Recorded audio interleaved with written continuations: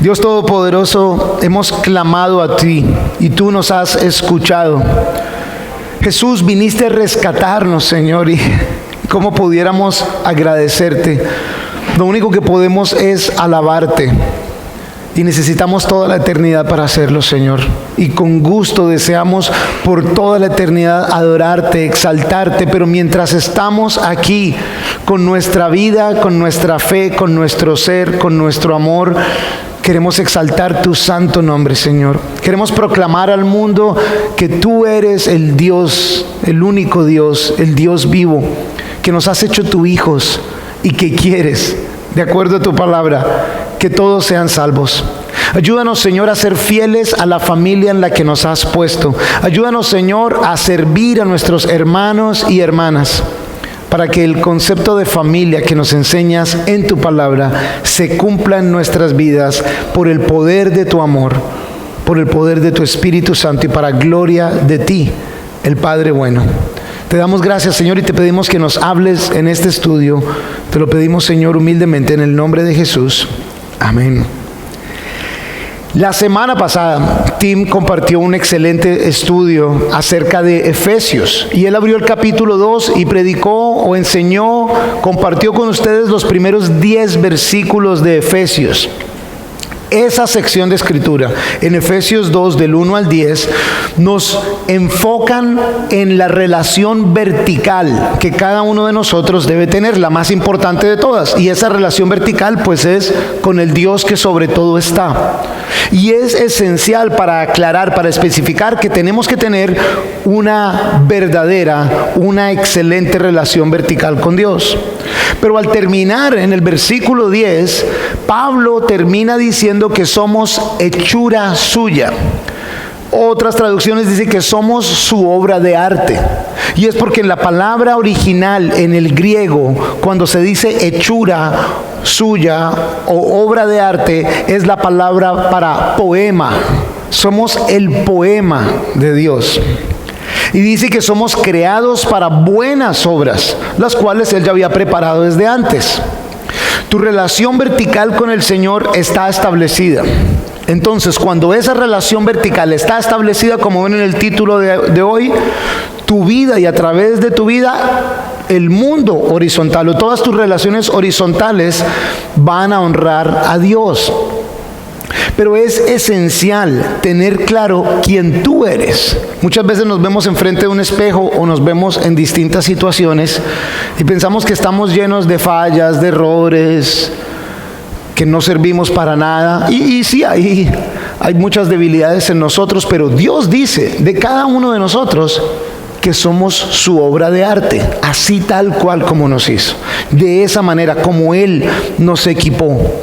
Y es importantísimo entonces, reconociendo que somos sus hijos, creados para buenas obras, porque si sabemos quiénes somos, para qué fuimos creados, podemos realmente encontrar el propósito de nuestras vidas. Y por eso el primer punto de hoy es: sabiendo quién eres y para qué fuiste creado, podrás vivir una vida con propósito divino, en el propósito de Dios, con el plan de Dios. Pero tienes que tener claro quién tú eres. Y durante el comienzo de este estudio voy a repetir bastante: recuerda que eres una obra de arte. Recuerda que Dios te hizo con un propósito, para buenas obras, con buenos planes, mejores que tus planes. Y es demasiado necesario que se entienda de esa manera para que podamos entonces, en la sección que estudiaremos hoy, que es del versículo 11 al versículo 22, entender el propósito de Dios para nosotros aquí. Somos obras de arte creados para buenas obras y estamos en sintonía con el Dios del universo, quien entonces nos reconcilia con Él a través del sacrificio de Jesús para buenas obras.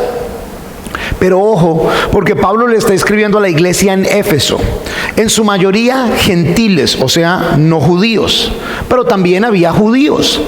El pueblo judío, el pueblo de Israel, hasta el día de hoy nos referimos a él como el pueblo predilecto de Dios. Debemos orar por la nación de Israel. El pueblo cristiano debe ser el mejor amigo de la nación de Israel y apoyarle y respaldarle, sí. Pero tenemos que tener cuidado, porque no es porque el pueblo y la nación de Israel sean lo mejor que hay en el mundo, es porque Dios los ha escogido.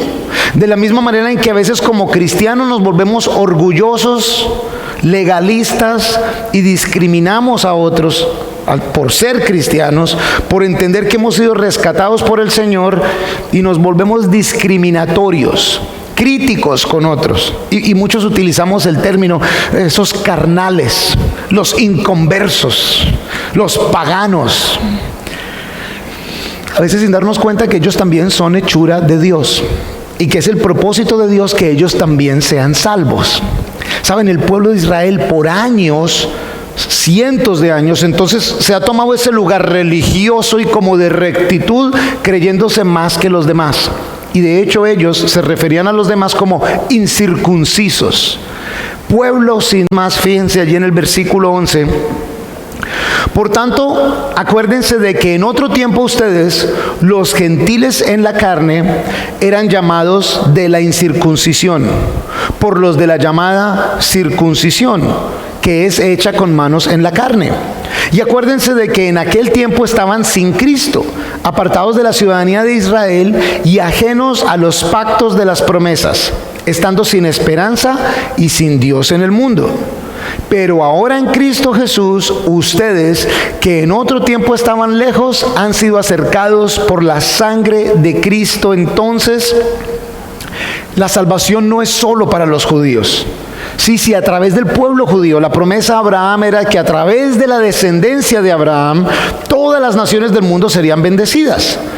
No necesariamente solo a través del pueblo de Israel, y esa era una de las confusiones, era porque el Mesías iba a tener la descendencia de Abraham.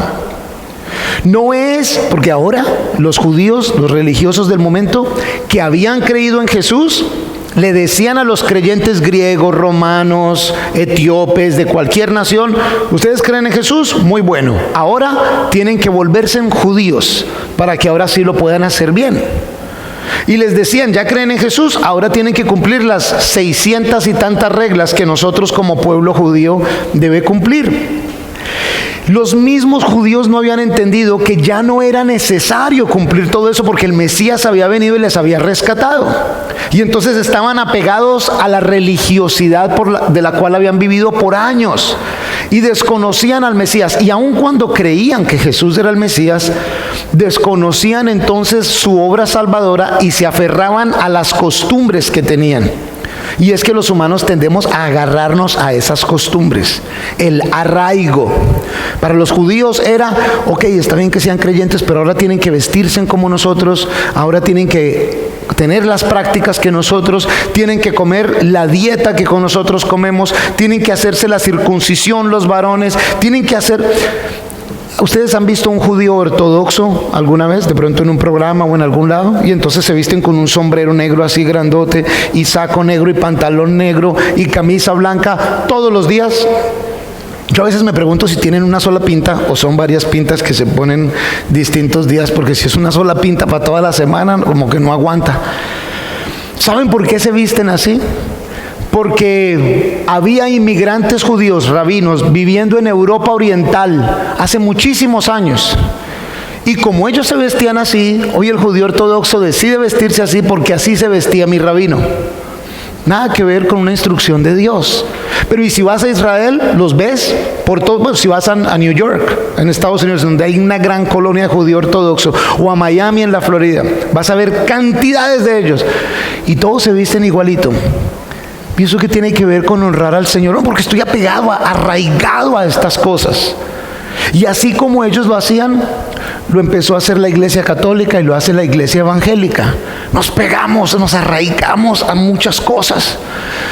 ¿Y por qué no cantamos una de Marcos Witt hace rato? No importa que la canción tenga 45 años de historia. Estas otras canciones nuevas son pecaminosas.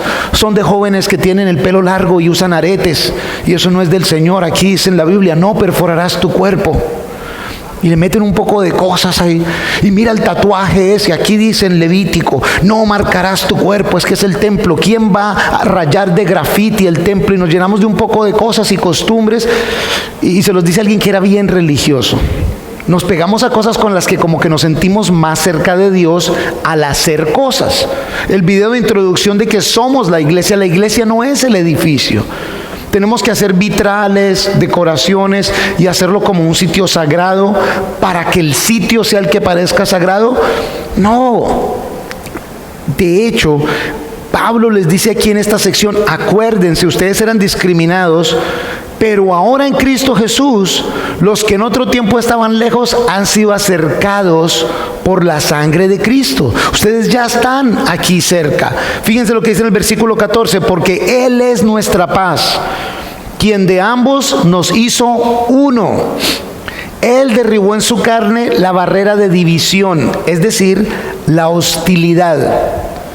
Otra traducción dice: lo logró al poner fin al sistema de leyes, de mandamientos y ordenanzas. Otra traducción dice: hizo la paz entre judíos y gentiles al crear de los dos grupos un nuevo pueblo en él.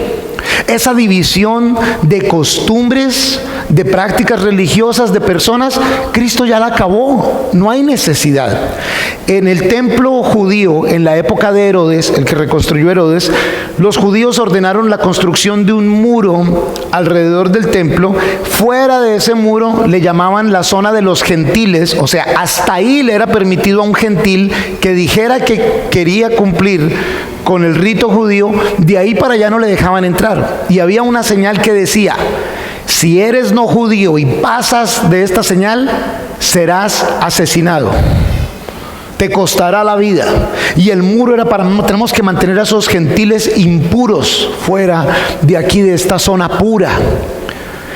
Era tan grande la barrera que había enemistad entre el pueblo judío y todas las otras naciones. Ustedes no tienen no tienen Dios. Y las otras naciones decían: ustedes se creen más que cualquiera. Y había esta situación de guerra. Y lo que Pablo está diciendo es: el Señor ya nos reconcilió con Él, relación vertical, y también nos reconcilia con los demás, con todo el mundo. Ya no es solo para la nación de Israel. Tú no vas a ser salvo porque tienes pasaporte israelí. Es más, hay un montonón de no creyentes israelíes. Hay musulmanes israelíes. Hay toda clase de creyente israelí. Eso es solo una nacionalidad. E incluso hay muchísimo judío, en su gran mayoría, que es muchas veces practicante de leyes, pero su corazón lejos de Dios. No pienses que es porque hay veces uno piensa, yo lo pensaba, si yo veo un judío casi que me toca ponerle una vela y considerarlo como un santo apartado para Dios, aun cuando su corazón fuera corrupto. No se trata de eso. Pero y también, si no eres judío, si eres un no judío, no te creas que eres un ciudadano de segunda clase. Al contrario, ya has sido reconciliado con Dios y ahora los estamos reconciliando con el mundo. La circuncisión, que era esa marca en el cuerpo de un hombre, derramamiento de sangre, celebrando el pacto, ahora es el derramamiento de la sangre de Cristo. Es Cristo y su sacrificio en la cruz la que es realmente la que nos permite ser llamados hijos e hijas de Dios. Es una circuncisión espiritual y está dispuesta para todos. Colosenses 2:11, Pablo le dice a la iglesia: cuando ustedes llegaron a Cristo fueron circuncidados espiritualmente. No la de la carne hecha con manos, circuncidados espiritualmente. Y luego explica y dice que nos quitó la naturaleza pecaminosa. No es que ya no vamos a volver pecado. Lo que nos quitó fue el deseo de seguir pecando. Porque sí te digo una cosa: si preguntara si aquí hay cristianos que después de recibir a Jesús han cometido algún pecado, el 99.9 de las manos se levantaría. Y el 0.01 que no levantó la mano acaba de pecar por mentiroso. Igual hemos pecado, pero no nos gozamos en el pecado, no disfrutamos el pecado, no vamos a ser permisivos en el pecado. Lo que el Señor nos quita es el deseo de seguir pecando. Ahora, eso sí, si nos pregunto a nosotros, ¿quiénes tienen deseo de pecar? Ahí sí espero que el 99.9 de las manos se levantara y dijera: no, yo no tengo deseo de pecar. El Señor lo que remueve es esa naturaleza pecaminosa, el deseo de seguir pecando. Y cuando nos equivocamos debemos mortificarnos, arrepentirnos, llorar, buscar al Señor y cambiar el camino. Esa es, sí, entonces esa circuncisión espiritual. No es lo exterior, es lo interior. Fíjense cómo continúa en el versículo 15. Y abolió la ley de los mandamientos formulados en ordenanzas para crear en sí mismo de los dos hombres, tanto judío como no judío, un solo hombre nuevo, haciendo así la paz. También reconcilió con Dios a ambos en un solo cuerpo por medio de la cruz, dando muerte en ella a la enemistad.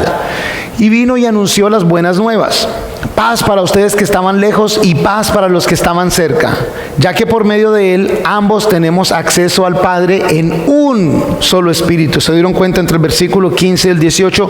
Un solo hombre nuevo, un solo cuerpo, un solo espíritu. Esta sección de escritura es también conocida como ese llamado a la unidad. Judío, no importa de dónde vienes, el sacrificio de Jesús hace que seamos un solo hombre nuevo, en Él, en Cristo. No importa la ciudadanía, no importa lo que hicimos antes, no importa el color de piel, no importa la clase social, no importa el nivel educativo, no importa si eres bonito o feo, no importa. Somos un solo hombre nuevo. Y luego dice solo un solo cuerpo. Cuando se habla de un solo cuerpo es la palabra que se utiliza en otros sitios para hacer referencia a la iglesia. Una sola iglesia. Y si tú vas a una iglesia católica, el cura te va a decir: Jesús vino a fundar una iglesia, la iglesia católica. Y si vas a una iglesia evangélica, te va a decir: Jesús vino a fundar una iglesia, la iglesia cristiana. Y así, si vas de lado a lado, sí, una sola iglesia, evidentemente es un solo cuerpo. Pero ¿cuál es esa iglesia? ¿Cuál entonces yo diría? Y hay veces decimos: todos somos hermanos. Es el propósito del Señor. Pero ¿cómo yo sé si realmente estoy siendo parte de una familia que honra al Señor o no? Y ahí es donde es esencial, y por eso dije al principio que conozcamos la palabra de Dios.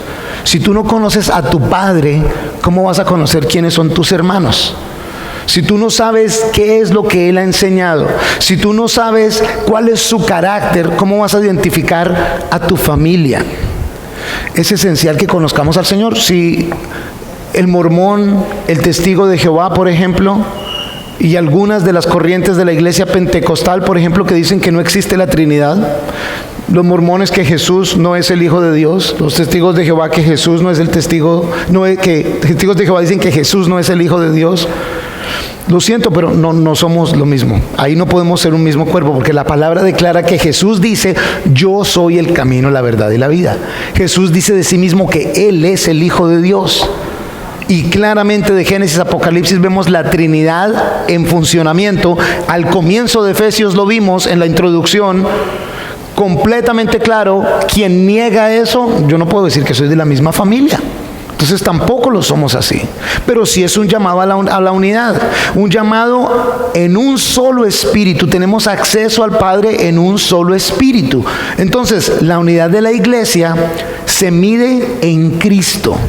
¿Cómo sé si puedo tener unidad con esta iglesia? ¿Está de acuerdo al carácter de Cristo? ¿Tiene Cristo el lugar preponderante? ¿Está la palabra de Dios como la fundación de esa iglesia? ¿El amor de Jesús, la gracia de Dios? Y tal vez fácilmente puedas decir: sí. Bueno, ten cuidado, porque en la mayoría de religiones es Jesús más algo más. Jesús más si te bautizas aquí en la iglesia. Jesús y si haces estas dos clases. Jesús y si cumples con estas cosas. Jesús y si pones tu diezmo. Jesús y si plantas. Jesús y nada más. Jesús es suficiente, más que suficiente. No se necesita nada más. El resto de cosas y actividades que hagamos son simplemente una demostración de que Él reina en nuestras vidas. Pero no le puedes poner ninguna otra condición a Jesús, a la salvación. Y es precisamente uno de los problemas entonces que pasa en la iglesia católica, aunque respetamos y amamos a María, pero en la iglesia católica me dicen que María es corredentora con Cristo. No, solo Jesús, solo Él, nada ni nadie más. Entonces ahí no podemos decir: hey, somos hermanos de esa manera. Es precisamente el amor de Jesús que derribó todas las barreras, todas todas, no debe haber ninguna. Entonces, ¿por qué vamos nosotros a poner alguna barrera? Viene el versículo 19. Por lo tanto, ya no somos extranjeros ni forasteros, sino ciudadanos de los santos y miembros de la familia de Dios. Han sido edificados sobre el fundamento de los apóstoles y de los profetas, siendo Jesucristo mismo la piedra angular. Pablo dice de la iglesia, gentiles y no gentiles, y de nosotros, no somos extranjeros, no somos forasteros, somos ciudadanos, miembros de la familia de Dios. Y aunque ya hemos hablado bastante de eso, de lo que no hemos hablado es del versículo 20, edificados sobre el fundamento de los apóstoles y de los profetas, siendo Jesucristo la misma piedra angular.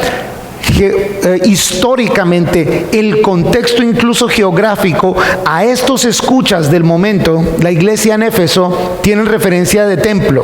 El templo de Diana, Artemisa, allí mismo en Éfeso, maravilloso, una de las 7 maravillas del mundo antiguo.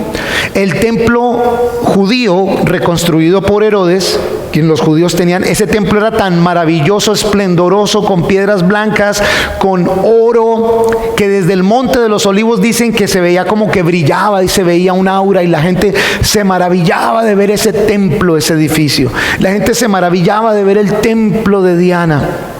Y estoy seguro que el Espíritu Santo intencionalmente dice a través de Pablo, edificados en, porque Jesucristo es la piedra angular, no es el templo, no es si yo hago peregrinación a ese templo, no es si yo voy a ese templo, no es si yo me vuelvo judío, no es si yo me vuelvo de tal religión, no es si yo voy a este sitio en donde realmente hay una transformación en mí. El que transforma es Cristo.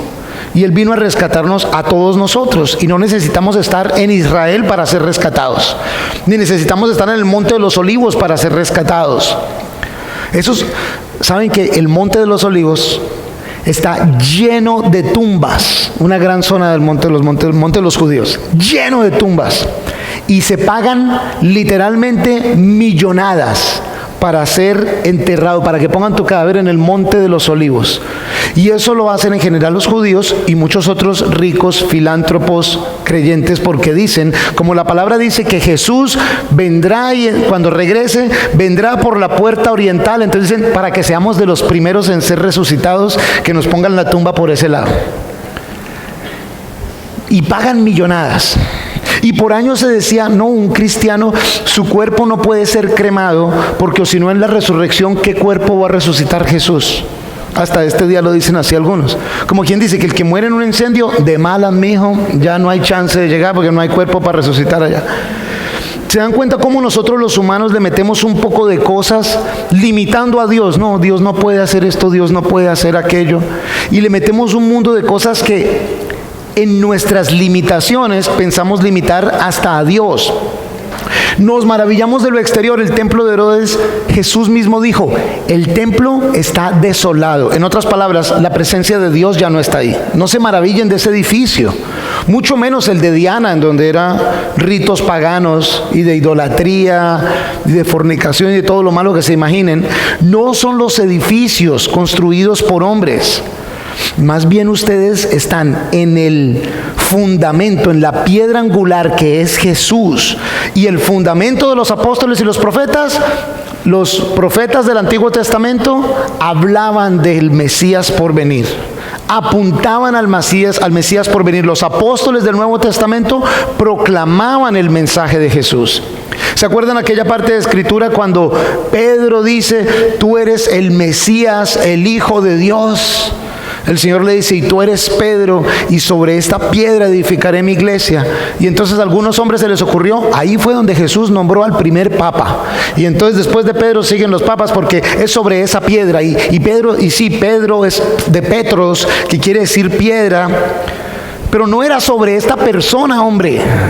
Era sobre ese concepto, tú eres Jesús, el Mesías, el Hijo de Dios. Ok, sobre ese concepto, sobre esa piedra angular es que voy a edificar mi iglesia. Y esta escritura lo dice así, Jesús es la piedra, Jesucristo mismo es la piedra angular. Sobre el saber que Jesús es el Hijo de Dios es que voy a edificar mi iglesia, dice el Señor. no sobre una persona. Imagínense pensar que Dios diga, hey, sobre esta persona voy a edificar mi iglesia. ¿Qué persona le serviría al Señor? Fijo no iba a ser el metepata de Pedro. Fijo al menos ese no era. Es sobre el concepto, el creer. Jesús le había dicho, esto no te lo reveló sangre y carne, esto te lo reveló el Señor mismo, el Padre. Ese es el concepto que realmente sirve como base. Y los apóstoles, los profetas, ¿cuál era ese entonces fundamento de ellos? Que Jesús es el Hijo de Dios y que Cristo vive y reina. Y fueron ellos, Pablo entre otros por supuesto, quienes a través de la historia nos pasaron ese mensaje. Jesús les había dicho a los discípulos, me serán testigos en todas partes, van a llevar el mensaje a todo lado. El Señor le dijo a Pablo, me vas a ser testigo, y lo mandó a todo lado que lo mandó. Es sobre ese concepto que entonces vamos a ser edificados. Versículo 21.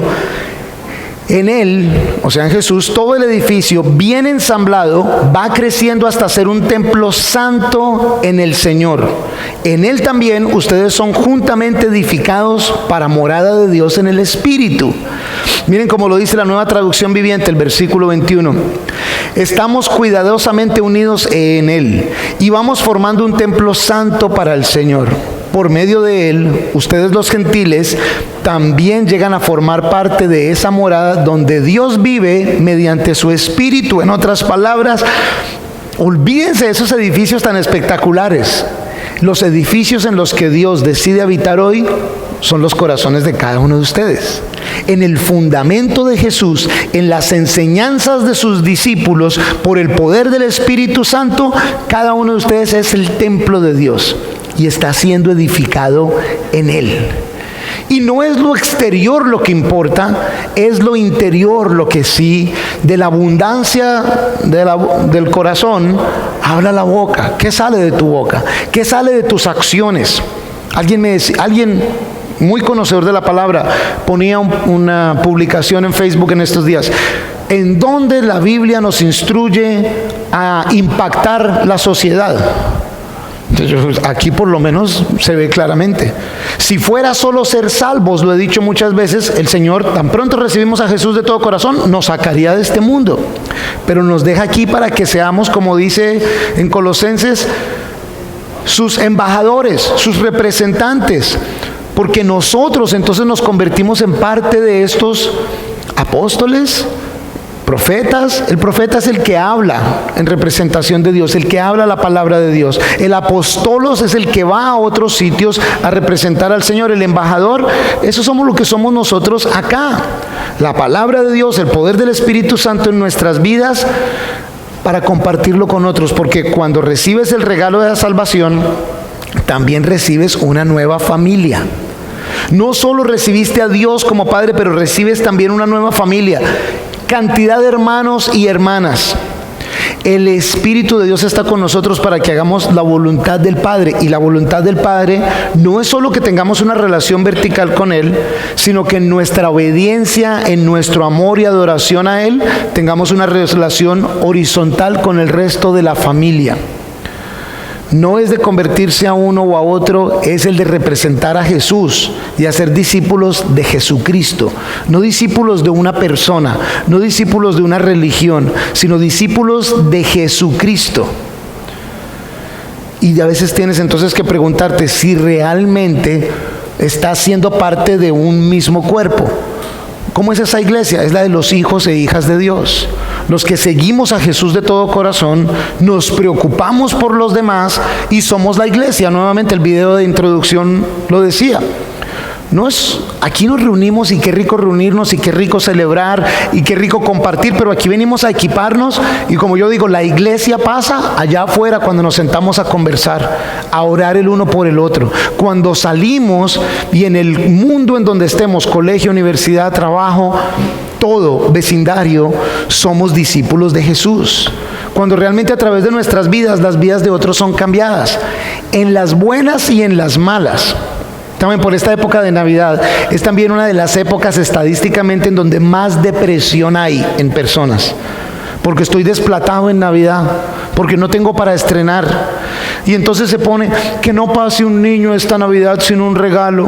Ay, hagamos todo lo posible para que los niños no pasen la Navidad sin regalos. ¿Por qué más bien no les enseñamos del regalo más grande que hay, que es Jesús? El regalo no es lo que lo hace, la estrenada no es la que lo hace, el programa de Navidad no es la que lo hace. Lo que sí se convierte, aparte de eso, yo sé que ustedes saben que Jesús no nació en diciembre, ¿verdad? No sabemos exactamente cuándo nació Jesús, pero muy posiblemente nació entre el mes de marzo y el mes de abril. O sea que tampoco estamos celebrándole el cumpleaños a Jesús. ¿Por qué más bien no aprovechamos esa oportunidad de esta temporada para demostrar el amor de Dios con otros? ¿Saben? Ayer tuvimos una oportunidad maravillosa, espectacular. En la iglesia en Tierra Bomba hay bastantes expatriados venezolanos que desafortunadamente han tenido que salir huyendo de su país. Sabemos que hay millones de venezolanos por todas partes de Latinoamérica y del mundo. Y hay varios venezolanos en la iglesia de Tierra Bomba. Y había una pareja que llegó hace un par de años y ellos sentían la necesidad de bautizarse hace un tiempo. Recibieron a Jesús, luego sentían la necesidad de bautizarse, se bautizaron, y luego sentían la necesidad y le dijeron a Alex, nosotros nunca nos hemos casado, nosotros vivimos juntos hace años, pero nosotros queremos honrar a Dios con nuestra relación también. Y yo les pregunté, pero ¿y por qué? ¿Para qué? No, es que queremos honrar al Señor. No importa, Santiago, ¿será que podemos nosotros los tres allá en Tierra Bomba o en donde sea hacer una ceremonia de matrimonio y ya saber que Dios nos está bendiciendo? Les dije, pero ¿y qué quieren? Y no, nada, solo la ceremonia, no necesitamos nada más. Con ese corazón humilde contamos la historia con varias personas y ayer tuvimos la bendición de tener una ceremonia acá. Varias personas de Tierra Bomba y de la iglesia aquí local los acompañaron. Una persona donó un vestido de novia, otra persona donó un pudín, una torta, otro donó una comida, otro donó esto, otros ayudaron con esto. Y ayer entonces vino él y se paró aquí enfrente. Luego la vio entrar a ella vestida de novia. Hubiera querido tener una cámara para grabarlo. Lo único que decía era miraba y decía, wow. Y me miraba a mí, wow. Y yo, Alex ofició la boda, su primer boda, por primera vez. Y yo solo lo estaba acompañando. Y le había dicho yo a Alex, yo saludo a la congregación y luego tú le das. No, bueno, listo. Y la embarré diciéndole eso, porque mientras ellos van viniendo allá y yo estoy aguantándome las lágrimas, ya cuando llegan ahí era mi turno de hablar yo. Y Alex me miraba y yo no podía de la emoción decir, no es la ceremonia, no es el sitio. Estaba emocionado de ver la iglesia en acción, ver el Somos Iglesia, la iglesia de Jesucristo, en donde nada más importa sino el amor de Jesucristo por nosotros, funcionando, y gente en lágrimas, emocionados por ellos, en felicidad por ellos. De eso es de lo que se trata. Y él, por cierto, hace poco consiguió un trabajo a través de un hermano cristiano que no viene a la iglesia, pero es amigo de nosotros, tiene su trabajo, viene haciendo las cosas. Hey, muchachos, la relación vertical está en orden, la relación horizontal en este mundo va a ser espectacular, en el sentido de que vamos a hacer bendición para otros, de una manera u otra. Esta historia verdadera de un misionero que compartía la palabra en un sitio remoto y veía que se reían mucho de él cuando estaba predicando. Y luego le preguntó a alguien, ¿de qué es que se ríen? Y dice, la verdad es que se ríen de tu apariencia física, porque la verdad que tú eres muy feo, le decía, tú eres muy feo. Se ríen de tu apariencia física. Y él les decía, ¿verdad? Yo soy tan feo que no, mira tu pelo, eres bajito, eres esto, eres lo otro, tal. Y hubieras pensado que él se hubiera sentido mal. Y al otro día, cuando salió a predicarles, les dijo, hey, hoy les predico con más alegría porque he descubierto que yo soy bello, dice. Y coge el versículo de Isaías que dice, él mismo dice, yo sé que mi pelo es feo, sé que mi cara es fea, sé que mi voz es fea, pero tengo los pies hermosos, dice. Porque aquí en la palabra dice, cuán bellos son los pies de los que llevan las buenas nuevas de salvación. Y yo vengo a traer las buenas nuevas de salvación. Y ahí mismo todo el mundo se ríe. Dice que desde ese día lo vieron bello. Hey, no importa, en dificultad, en lo que sea, es tu función, es nuestra función, la de impactar a este mundo para Cristo. Les dije que Gálatas 6, acompáñenme allí, Gálatas 6, los versículos 1 al 10 de Gálatas 6, y allí terminamos. Gálatas 6, el mismo autor Pablo está hablándole nuevamente a una iglesia compuesta de judíos y de gentiles. Y en el versículo 1 les dice: hermanos, en caso de que alguien se encuentre enredado en alguna transgresión, ustedes que son espirituales, restauren al tal con espíritu de mansedumbre, considerándote a ti mismo, no sea que tú también seas tentado. Número 1, familia. Entonces, como cristianos, ayuden a los otros cristianos, al que esté enredado en alguna transgresión, al que esté luchando alguna batalla. Ustedes como iglesia ayúdenles, y tengan en cuenta una cosa, que ustedes también van a ser tentados. Estamos para ayudarnos y apoyarnos, no para juzgarnos y criticarnos, no para destruirnos, no para alcahuetearnos tampoco, pero sí estamos para ayudarnos y corregirnos con la palabra de Dios, con la verdad y con amor, con el amor de Jesús, quien no nos descartó, quien no nos eliminó. Versículo 2, sobrelleven los unos las cargas de los otros, y de esta manera cumplirán la ley de Cristo. Que si la iglesia debe impactar al mundo, miren ese versículo, sobrelleven los unos las cargas de los otros y de esta manera cumplirán la ley de Cristo. En otras palabras, si tú dices que tú eres parte de la familia de Jesús y no estás ayudando a otros, no estás cumpliendo la ley de Cristo. No estás actuando como que fueras de la familia. Cuando hay una persona en necesidad en la iglesia, y muchas veces vienen personas y dicen y están pasando por situaciones muy difíciles, normalmente una de mis preguntas es: ¿cómo está tu relación con Dios? Primero, la relación vertical, y la segunda: ¿y quién es tu familia? Y les soy sincero, cuando me dicen: no, yo no tengo familia, no cuento con mi familia, para mí eso es una señal de alarma. ¿Por qué? ¿Por qué? ¿Toda tu familia es tan mala? ¿O serás vos el que se cerró la puerta con toda tu familia? ¿O serás tú el que actuaste completamente? Porque para mí, a mí no me cabe en la cabeza, vengo de una familia grande, y aunque tengo primos y tíos con los que no he hablado hace 20 años, estoy seguro que si llamo a cualquiera de ellos y le digo: hey tío, te necesito un sitio para dormir, me va a decir: claro, sobrino, venga ya mismo para acá. Y me va a dar comida y me va a ofrecer su casa, y luego me va a preguntar: ¿qué pasó? ¿Qué es lo que está pasando? ¿Cómo te puedo ayudar? Pero si yo voy y le robo a mi tío, ya la próxima vez no me va a poner cuidado. Pero si yo voy y me aprovecho de mi primo, la próxima vez no me va a poner cuidado. ¿Por qué si tu relación con Dios está bien, por qué tu relación con tu familia no funciona? ¿Qué está pasando? Tal vez no estás actuando como un miembro de la familia. Sigue Pablo diciendo en Gálatas: porque si alguien estima que es algo, no siendo nada, a sí mismo se engaña. En otras palabras, no se las tiren de ser tan santos. Así que examine cada uno su obra, y entonces tendrá motivo de orgullo solo en sí mismo y no en otro, porque cada cual llevará su propia carga. El que recibe instrucción en la palabra, comparta toda cosa buena con quien le instruye, y compartan el mensaje con otros, oren por otros, sean de bendición a otros. No se engañen, versículo 7, Dios no puede ser burlado. Todo lo que el hombre siembre, eso mismo cosechará, porque el que siembra para su carne, de la carne cosechará corrupción, pero el que siembra para el Espíritu, del Espíritu cosechará vida eterna. Versículo clave, el 9, no nos cansemos pues de hacer el bien, porque a su tiempo cosecharemos si no desmayamos. Por lo tanto, mientras tengamos oportunidad, hagamos el bien a todos, y en especial a los de la familia de la fe. Se supone que la iglesia impacta el mundo porque somos la familia de Dios y nos comportamos como familia con los demás. No se vayan a confundir con ese: no nos cansemos de hacer el bien porque a su tiempo cosecharemos. Voy a llevar un mercado bien grande, bien pesado. Jesús, mira el mercado que estoy trayendo. Santiago dijo: bolsas grandes, mira este mercado. Jesús, yo veré el bono de Navidad de la empresa este año. Señor, yo veré el ascenso. Señor, aquí está. Y es más, voy a ir yo mismo a Tierra Bomba y lo llevo, pues. Ahí está. Ojo, porque hasta te echan del trabajo, solo para que realmente hables con Jesús. No pienses que el Señor va a ser burlado y voy a invertir en tu reino para que tú me devuelvas. Si yo te doy al 1, me darás al 100%. Y ojo, porque esta es la época de esos mensajes en esas iglesias, diciembre y enero.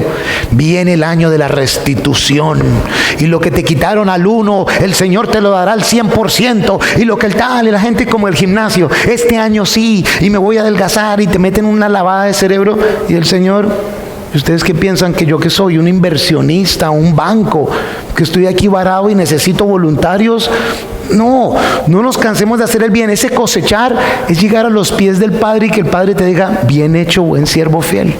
Sobre lo que te encomendé, fuiste buen administrador, has sido fiel. Si estás buscando más recompensa de eso, ten cuidado porque no sabes a qué familia perteneces. No conoces al papá que te rescató. Mientras tengamos oportunidad, hagamos el bien a todos, en especial a la familia de la fe. ¿Vieron cómo lo describió? La iglesia no es un edificio, es un organismo viviente, en donde Jesús, el Cristo vivo, es el fundamento. Su palabra, que es viva, transforma nuestras vidas, y el Espíritu Santo de Dios, que por supuesto está vivo en nuestras vidas, se va formando, va creciendo, se va fortaleciendo cada día más, y entonces de muchas maneras impacta al mundo para la gloria de Dios. Teniendo claro la relación vertical, la relación horizontal con el resto del mundo va a ser una maravilla. Por eso, de aquí de hoy, quisiera que al menos te fueras con una de dos cosas, o dos cosas. Número uno, evalúa tu funcionamiento dentro de la familia. ¿Será que sí estás funcionando como familia de Dios? ¿Dios es Padre y autoridad suprema sobre tu vida? ¿Él es tu rey? ¿Él es tu papá a quien le obedeces en todo? ¿O eres como esos hijos rebeldes que quieren vivir en la casa de papá y mamá, que papá y mamá les den comida, que papá y mamá les den todo, pero ellos quieren hacer lo que les dé la gana? No que haya ningún adolescente desobediente aquí, ni que conozcan a ninguno, pero muchos queremos hacer eso con nuestro papá en el cielo, y el Señor no está interesado en eso. Tal vez tú necesites realmente entregarle tu vida a Cristo. Tal vez no lo has hecho. Tal vez tú has hecho oraciones antes. Tal vez llevas yendo a la iglesia hace 10 años, pero nunca realmente le diste completa autoridad de tu vida a Dios. Y yo no los voy a poner a que hagan oraciones aquí. De seguro que ya las han hecho muchas veces. Repite conmigo, hermano. Y repite conmigo, hermano, no. Lo que sí nos animo es a que evaluemos en dónde estamos en entregarle la vida a Cristo. Yo lo sé porque por muchos años creía en Dios, siempre he amado a Dios, pero no le había entregado mi vida a Dios. Cada uno haga evaluación, y en su casa, en su cuarto, en la presencia del Señor. Si no lo han hecho de corazón, entreguémosle nuestra vida al Señor del todo y sin condiciones, de una manera absoluta, queriendo decir: Dios, te voy a obedecer en todo, voy a seguirte en todo, y voy a buscar honrarte con todo, y mi constitución, mi manual de vida será tu palabra y el poder de tu Espíritu Santo en control de mi vida. Si ya has hecho eso, o después de que lo hagas, entonces la segunda cosa sería que, como un verdadero seguidor de Jesús, seas útil como testigo de la gracia y del amor de Jesús por este mundo perdido. No más barreras, no más muros. Jesús murió en la cruz para reconciliarnos con el Padre, y nos encargó a nosotros el ministerio de la reconciliación. La segunda de Corintios, en el capítulo 5, nos habla de esto. Y el versículo 18, si no estoy mal, dice que nos encomendó a nosotros el ministerio de la reconciliación. Queriendo decir que cada uno de nosotros debe ser herramienta en las manos de Dios para que otros sean reconciliados con el Padre. Si ya tú tienes claro que le entregaste tu vida a Dios, ¿qué estás esperando para ayudar a que otros le entreguen su vida a Dios? Para ayudar a otros en ese caminar hacia el Señor. No es fácil, es complicado, pero con el poder de Dios y la compañía de la familia de Dios, sí se puede hacer. Ser cristiano no es ser miembro de una iglesia o ser miembro de una religión. Ser cristiano es ser discípulo de Jesucristo, el Hijo de Dios. Y para eso se requiere todos los días caminar en obediencia con Él. Y Él va a caminar con nosotros. Y Él promete estar presente poderosamente en nuestras vidas, no para bienestar físico, sino para bienestar eterno. Sí, hay veces incluye bienestar físico, pero el propósito es eterno. Servir, ayudar a otros. ¿Saben qué bendición fue? El viernes una vez al año hacemos como una cena de agradecimiento con los voluntarios, los servidores de la iglesia. Y qué rico hacer la cuenta, y en esta iglesia sirven aproximadamente 65 personas. Eso es como el 20-25% de quienes vienen a la iglesia, como 20-25% sirven activamente en la iglesia. Eso sí, varios de ellos sirven en varios ministerios.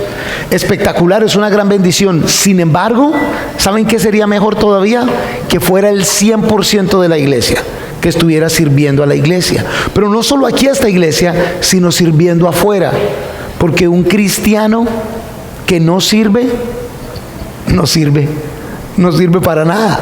El cristiano debe ser ese hijo, hija de Dios, que se preocupa por sus hermanos y hermanas por puro amor a Dios. Recapacitemos en eso, tomemos los pasos que tengamos que tomar, hagamos la diferencia, no para bienestar nuestro, no para sentirnos bien o para creernos más que nadie, sino para glorificar al Señor. Amén. Vamos a orar. Dios Todopoderoso, gracias por rescatarnos, Señor. Gracias por venirnos a rescatar. Gracias por salvarnos, Señor. Gracias por protegernos. Gracias por redimirnos, mi Dios. Gracias por no renunciar a nosotros, Señor, sino por el contrario, expresarnos, demostrarnos tu amor, Señor, tu misericordia. Gracias por llamarnos tus hijos y por permitirnos el privilegio de llamarte papito Dios. Pero, Señor, también te pedimos perdón, pues muy posiblemente nos hemos olvidado de nuestros hermanos y hermanas. Muy posiblemente no nos ha importado. Tal vez por el privilegio de ser hijos, no nos hemos preocupado de quienes todavía no te pueden llamar papá. Ayúdanos, Señor, a que esos muros que Jesús derribó por nosotros sigan siendo derribados hoy. Ayúdanos a ver el mundo alrededor de nosotros con tus ojos, Señor, con la gracia y el amor que tú los ves. Ayúdanos a preocuparnos por ellos. Ayúdanos a tomar acción, Señor, por este mundo que tanto te necesita. A que no nos consolemos con la felicidad y el gozo de saber que somos salvos, sino que nos mueva la necesidad de que otros te conozcan, Señor. Quítanos, Señor, de la zona de confort. Ayúdanos, Señor, y si es necesario, incomódanos. Pero ayúdanos a cumplir el propósito para el cual fuimos creados, las buenas obras desde antes del principio de la creación, Dios. Esas son las que queremos cumplir, Señor.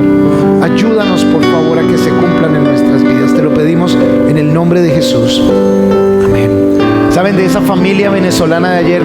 Cuando llegó la hora del brindis, el novio, el que se casaba, las primeras palabras que salieron de su boca fueron: bueno, yo les doy gracias a ustedes y le doy gracias a Dios por la crisis de mi país. ¿Cómo? ¿Qué dijiste? Le doy gracias a Dios porque si Dios no nos saca de Venezuela en la crisis en la que nos sacó, si no nos saca y nos pone en la isla de Tierra Bomba a pasar necesidades, nunca hubiéramos buscado de Jesús. Entonces le doy gracias a Dios. Y si espero algún día volver a Venezuela, pero y si no puedo volver, no importa dónde sea que Dios me tenga, le doy gracias porque nos rescató, nos buscó y nos encontró y nos tiene con Él. Me acordaba de mi esposa, quien de un hogar muy católico dice: si no hubiera sido porque yo salí de Colombia y si no hubiera sido porque en Estados Unidos fue en donde escuché la palabra, tal vez nunca hubiera conocido a Jesús de una manera personal e íntima. Y ahí es pues donde decimos: hey Dios, gracias porque aún en dificultades, en problemas, estás tú ahí. Y me mueve eso a orar por mí y por nosotros como iglesia. Que el Señor haga lo que tenga que hacer para que realmente seamos útiles. Porque a veces estamos tan cómodos, con tanto bienestar, que no nos importa el resto, no nos interesa. Pero es a veces en el sufrimiento y en el dolor en donde podemos ver a Dios